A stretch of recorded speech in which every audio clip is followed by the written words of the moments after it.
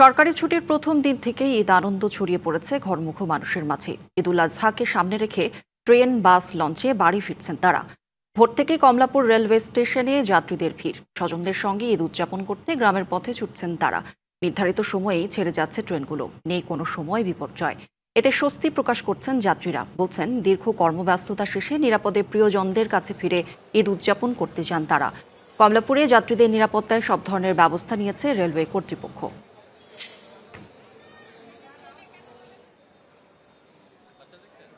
বাসায় যাচ্ছি, সবার সাথে ঈদ করবো, এটা আসলেই খুবই আনন্দের। দাদা বাড়ি, আমি, আম্মু আর বাবা। মেসেজ দিয়ে জানানো হয়েছে যে আমাদের ট্রেন হচ্ছে আপনার প্রায় 1.5 ঘন্টা, 2.25 ঘন্টার মতো লেট। ভোগান্তি বলতে এতটুকুই, তাছাড়া সার্বিক পরিবেশ খুব ভালো মনে হচ্ছে। আগেই আমরা অনলাইনে টিকিট দিয়েছিলাম, প্লাস এখান থেকে আরো 25% স্ট্যান্ডিং টিকিট দেওয়া হচ্ছে যাত্রার 2 ঘন্টা আগে। তো যাত্রী চাপ আছে, অন্যবার যেরকম চাপ থাকে এবারও সেরকম চাপ আছে। আজ থেকে শুরু হয়েছে ঈদের ছুটি। পথে পথে রাজধানী ছাড়াদের ভিড়। সায়দাবাদ বাস টার্মিনাল থেকে সেই খবর জানাচ্ছেন সহকর্মী নাজমুল হুদা। নাজমুল, ঈদের আর মাত্র 2 দিন বাকি, কেমন দেখছেন ঈদযাত্রা? কোনো ধরনের ভোগান্তি বা অভিযোগ রয়েছে কিনা সব মিলিয়ে জানাবেন আমাদের। সায়দাবাদ বাস টার্মিনালে যাত্রী নাই, ভাড়া বাড়তি নাই, ঠিক এভাবেই ছন্দ মিলিয়ে এখানকার যারা বাস কাউন্টারে যারা কর্মকর্তা রয়েছেন তারা আসলে বলছিলেন যে আজকে সরকারি ছুটির প্রথম দিন, প্রথম দিন অনুযায়ী যে পরিমাণে যাত্রী আসলে বাসে হওয়ার কথা ছিল সেই যাত্রী আজকে তারা দেখতে পাচ্ছেন না। তারা বলছেন যে তুলনামূলক যাত্রীর চাপ আজকে অনেকটাই কম। ইতিমধ্যে বৃষ্টিও শুরু হয়েছে, আকাশটা বেশ মেঘলা। এই মেঘলা আকাশের কারণেও কিছুটা বিড়ম্বনায় পড়তে হচ্ছে যারা আসলে যাত্রী, যারা বাসে করে যারা ঘরমুখ হবেন তাদের কিছুটা ভোগান্তি। পাশাপাশি এই যারা এখানকার যারা কর্মচারী রয়েছেন তারা বলছিলেন যে তারা যে নির্ধারিত সরকার ভাড়া করে দিয়েছে সেই ভাড়াটাই আসলে তারা নিচ্ছে, বাড়তি কোনো ভাড়া নেওয়া হচ্ছে না। যদিও যাত্রীদের থেকে অভিযোগ রয়েছে যে কিছু ক্ষেত্রে 50-100 টাকার মতো ভাড়া বেশি নেওয়া হচ্ছে, তবে যারা এখানকার বাসের লোকজন রয়েছেন তারা বলছেন যে জ্বালানি তেলের দাম বেড়েছে এবং আসার সময় গাড়িগুলো আসলে খালি আসতে হয় ঈদের সময়, যে কারণে তাদের সেটি সমন্বয় করেই আসলে তাদের এই ভাড়াটা নিতে হয়। তারপরও স্বস্তির কথাই বলছেন যাত্রীরা, যেহেতু বাসে ভিড় নাই, যাত্রীদের চাপ নেই, সব মিলিয়ে তারা নির্বিঘ্নে নিরাপদেই আসলে নির্বিঘ্নেই যেতে পারছেন। ভোগান্তি তেমন দেখা যাচ্ছে না। ট্রেনের চাপটা ছিল, তো সেই অনুযায়ী যাত্রীদের বাসের চাপ কম। বৃষ্টির কারণে কিছুটা ভোগান্তি রয়েছে, তবে এই ভোগান্তি ছাপিয়ে আসলে তারা ফিরতে চান। তাদের প্রত্যেকের আশা যাতে কোনো ধরনের কোনো দুর্ঘটনা না হয়, নিরাপদে ফিরতে পারেন গ্রামের বাড়িতে। তাদের পরিবার রয়েছেন, তাদের পরিজন আসলে অপেক্ষায় রয়েছেন যে বাড়ি ফিরবেন। অনেকে পশু কোরবানি করবেন, অনেকে সন্তান বা স্ত্রীদেরকে আগেই পাঠিয়ে দিয়েছেন। যারা কর্মজীবী রয়েছে তারা আজকের দিনে যাচ্ছেন এবং আজকের দিনে যে যাত্রী রয়েছে তার চাইতে আজকে দুপুরের পরে বিকাল থেকে যাত্রী চাপটা একটু বেশি হইতে পারে এবং আগামীকাল বা পরশু দিন এই যাত্রীর চাপ আরও বাড়বে। এবং এবার যেহেতু কোরবানির ঈদ, বলছেন যে অনেকেই ঢাকায় কোরবানি দিবেন, দিয়ে তারপরে ঈদের পরে অনেকে বাড়ি ফিরবেন।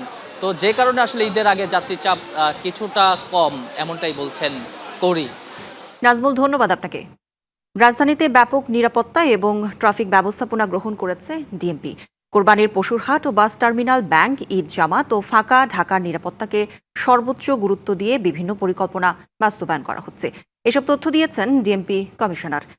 সকালে গাবতলী বাসস্ট্যান্ড পরিদর্শন করে গণমাধ্যমকে এসব কথা বলেন তিনি। জানান, প্রতিটি পশুর হাটকে কেন্দ্র করে ব্যাপক নিরাপত্তা বলয় তৈরি করা হয়েছে। দৃশ্যমান পুলিশ উপস্থিতি সহ একটি করে সাব কন্ট্রোল রুম, পশুরহাট, বাস টার্মিনাল, ব্যাংক, ঈদ জামাত, আমাদের ঘরমুখো মানুষের নির্বিঘ্ন যাতায়াত এবং ঈদের ছুটিকালীন ফাঁকা। ঈদের আগের দিনগুলোতে ঢাকা ছাড়ছেন লক্ষ লক্ষ মানুষ। এই বিশাল জনগোষ্ঠীর যাতায়াত নিরাপদ ও যানজট মুক্ত করতে বিশেষ ট্রাফিক পরিকল্পনা বাস্তবায়ন করা হয়েছে। বাস, লঞ্চ টার্মিনাল এবং রেলওয়ে স্টেশনে পুলিশ কন্ট্রোল রুম এবং ওয়াচ টাওয়ার রয়েছে। ঈদের ছুটিতে বাড়ি ফেরা মানুষকে নিয়ে যানবাহনের চাপ বেড়েছে মহাসড়কে। মুন্সিগঞ্জ অংশে পদ্মা সেতু টোল প্লাজায় যানবাহনের চাপ বেড়েছে।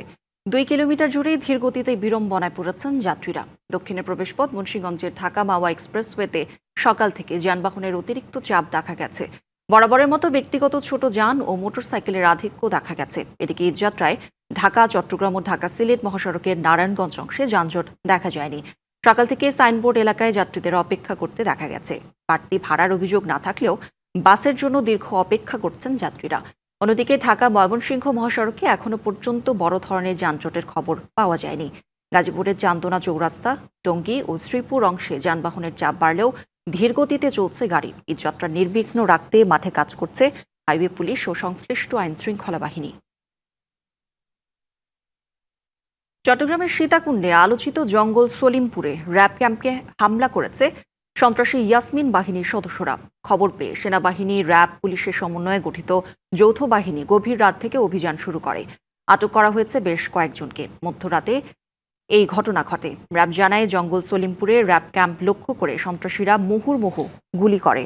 খবর পেয়ে যৌথ বাহিনী অভিযানে নামে। এ ঘটনায় এখন পর্যন্ত কয়েকজনকে আটক করা হয়েছে। প্রায় 3 দশক ধরে জঙ্গল সলিমপুর এলাকাটি দখল করে সন্ত্রাসীরা পাহাড় উচ্ছেদ করে পরিবেশের মারাত্মক ক্ষতি করছে। এসব সন্ত্রাসীরা দেশের জলবায়ু উদ্বাস্তুদের স্বল্প মূল্যে পাহাড়ে ঘর বানানোর সুযোগ করে দিত আর নিজেরা গড়ে তোলে অস্ত্র এবং মাদকের সাম্রাজ্য। সম্প্রতি যৌথ বাহিনীর অভিযানে সন্ত্রাসীরা জঙ্গল সলিমপুরের নিয়ন্ত্রণ হারায়। সরকার জঙ্গল সলিমপুরে পুলিশ প্রশিক্ষণ একাডেমি, কারাগার সহ বিভিন্ন সরকারি স্থাপনা তৈরির উদ্যোগ নেয়।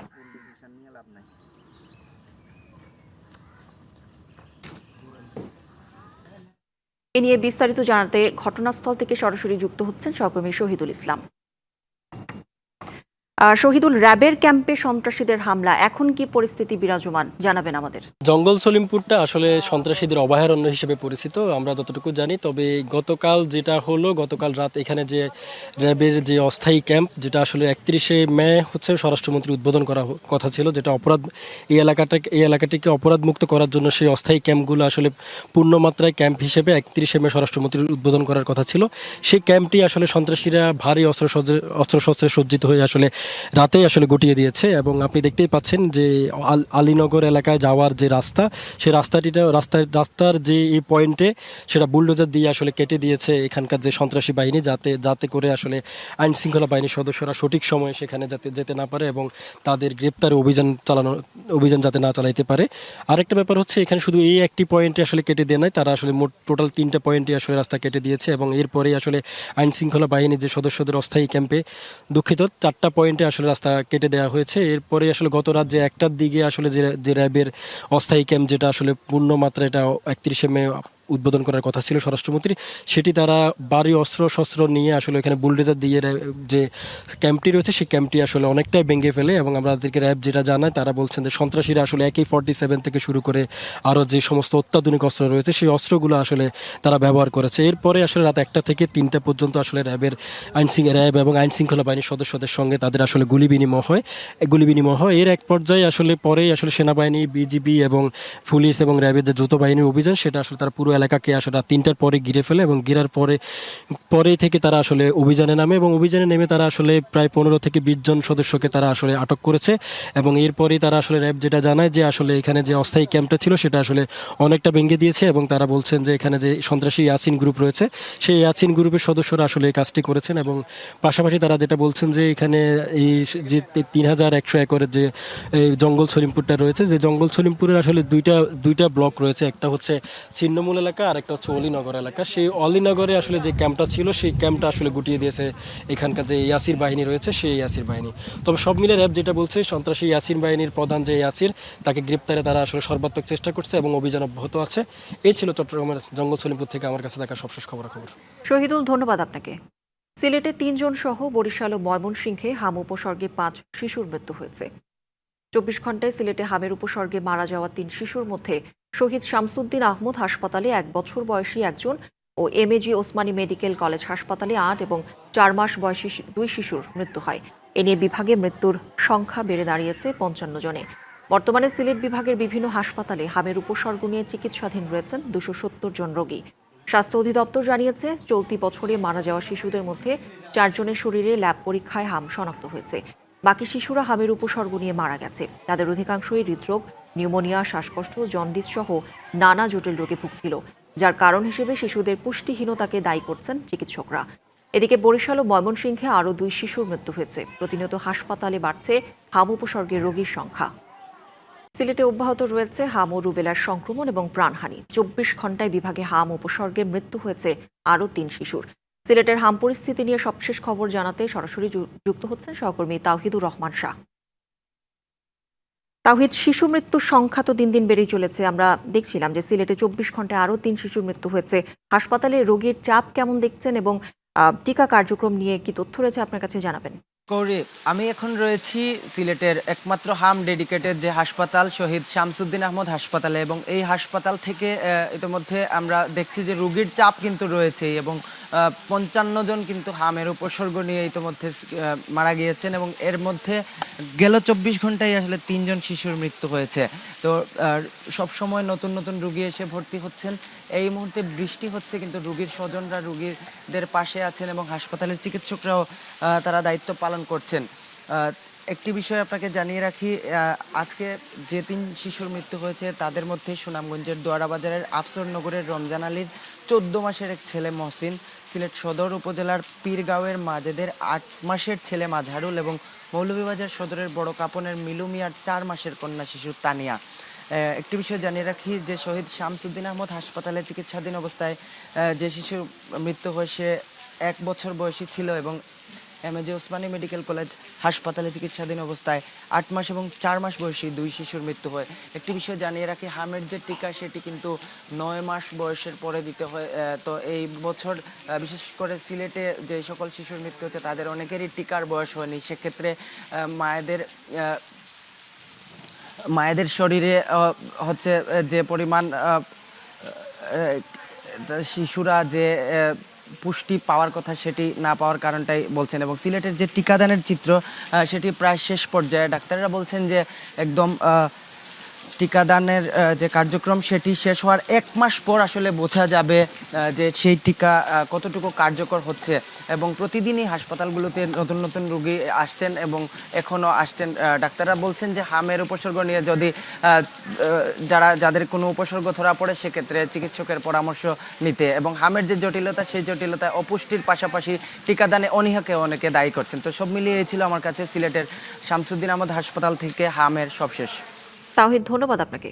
নানা আনুষ্ঠানিকতায় উদযাপন করা হচ্ছে প্রেম ও দ্রোহের কবি কাজী নজরুল ইসলামের 127তম জন্মবার্ষিকী। জন্মদিন উপলক্ষে ঢাকা বিশ্ববিদ্যালয় এলাকায় কবির সমাধিতে ফুল দিয়ে শ্রদ্ধা নিবেদন করেন তার পরিবারের সদস্য, বিভিন্ন রাজনৈতিক দলের প্রতিনিধি সহ সর্বস্তরের মানুষ। ঢাকা বিশ্ববিদ্যালয়ের উপাচার্য ABM ওবায়দুল ইসলাম জানান, নজরুল চর্চা হয়ে উঠবে সাম্প্রদায়িক বিরোধী চেতনার মূল মন্ত্র। কবির প্রতি শ্রদ্ধা নিবেদন করে বিএনপির সিনিয়র নেতা রুহুল কবির রিজভী বলেন, ফ্যাসিবাদের বিরুদ্ধে লড়াইয়ে প্রধান প্রেরণা ছিলেন কাজী নজরুল ইসলাম।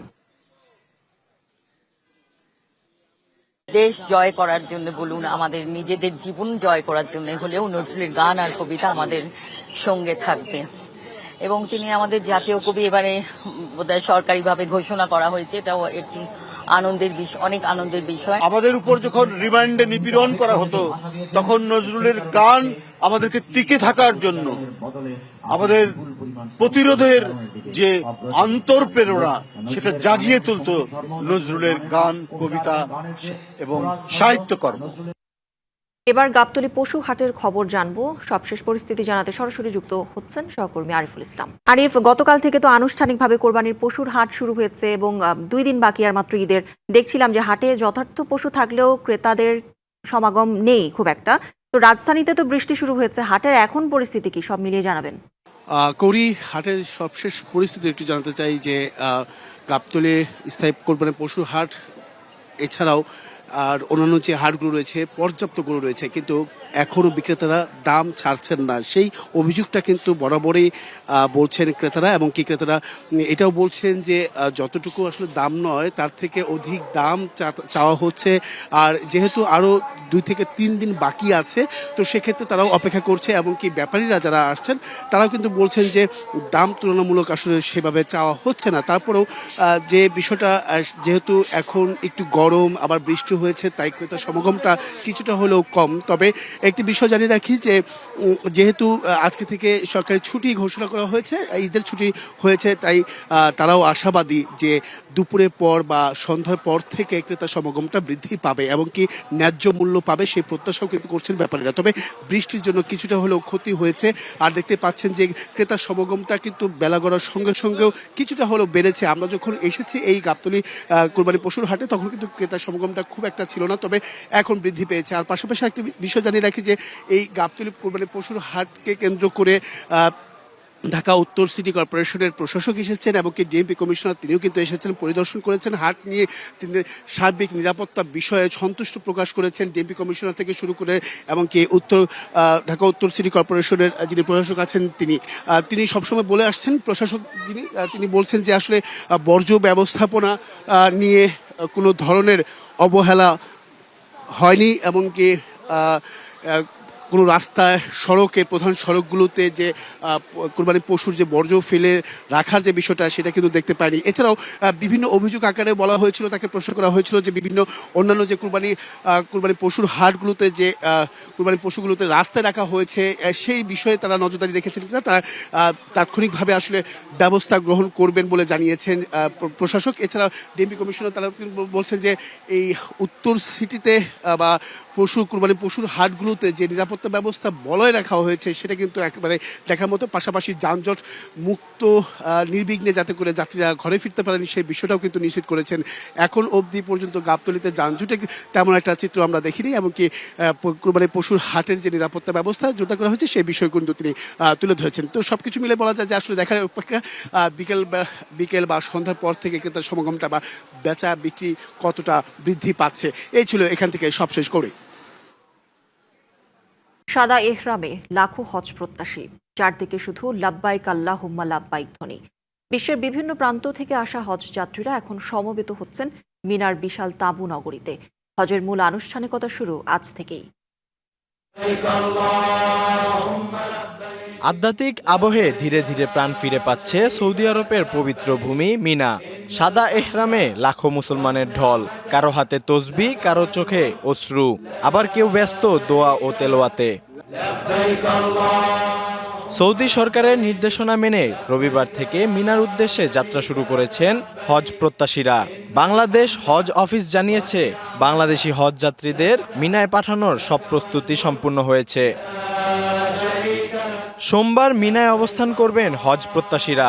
ফজর থেকে এশা পর্যন্ত 5 ওয়াক্ত নামাজ আদায় করে সেখানেই কাটাবেন রাত। মঙ্গলবার সকালে তারা রওনা হবেন আরাফাতের ময়দানের উদ্দেশ্যে, যেখানে সম্পূর্ণ হবে হজের সবচেয়ে গুরুত্বপূর্ণ আনুষ্ঠানিকতা। ইসলামের ইতিহাসে গভীর তাৎপর্যপূর্ণ এই আরাফাত ময়দান আবারও মুখর হবে লাখো কণ্ঠের লাব্বাইক ধ্বনিতে।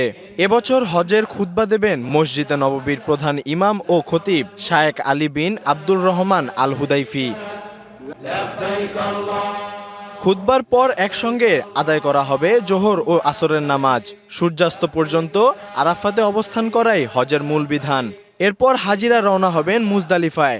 খোলা আকাশের নিচের রাতযাপন, নামাজ আদায় এবং শয়তানকে প্রতীকী পাথর নিক্ষেপের জন্য কঙ্কর সংগ্রহ সবই চলবে নির্ধারিত সময়ে। 10 জিলহজ মিনায় ফিরে বড় জামাতে কঙ্কর নিক্ষেপ এবং কোরবানির মধ্য দিয়ে উদযাপিত হবে পবিত্র ঈদুল আজহা। কোরবানি শেষে হাজিরা তাওয়াফ ও সাফা মারওয়া সাই সম্পূর্ণ করবেন। মিনার এই বিশাল তাঁবুনগরী এখন যেন এক জীবন্ত মানব সমুদ্র। বিশ্বের নানা ভাষা, নানা সংস্কৃতির মানুষ এখানে এক কাতারে দাঁড়িয়ে শুধুই সৃষ্টিকর্তার সন্তুষ্টি কামনা করছেন। ধর্মীয় আবেগ আর নিরাপত্তা ব্যবস্থার সমন্বয়ে সৌদি কর্তৃপক্ষও বলছে, এবারের হজকে করা হচ্ছে আরও সহজ ও নিরাপদ। এবছর 16 থেকে 18 লাখ মুসলমান হজ পালন করবেন বলে ধারণা করা হচ্ছে। বাংলাদেশ থেকে অংশ নিয়েছেন প্রায় 78,500 হজযাত্রী। ত্যাগ, ধৈর্য আর আত্মসমর্পণের মহাসম্মিলন পবিত্র হজ। আর সেই মহাযাত্রায় এখন একসঙ্গে হাঁটছেন বিশ্বের লাখো মুসলমান। আল মুমিত, ডিবিসি নিউজ ডেস্ক। সংবাদে এই ছিল এখনকার মতো। ডিবিসি নিউজের সংবাদগুলো পড়তে ভিজিট করুন dbcnews.tv আর ভিজিট করুন ডিবিসির ফেসবুক পেজ এবং ইউটিউব চ্যানেল। ডিবিসির সঙ্গেই থাকুন।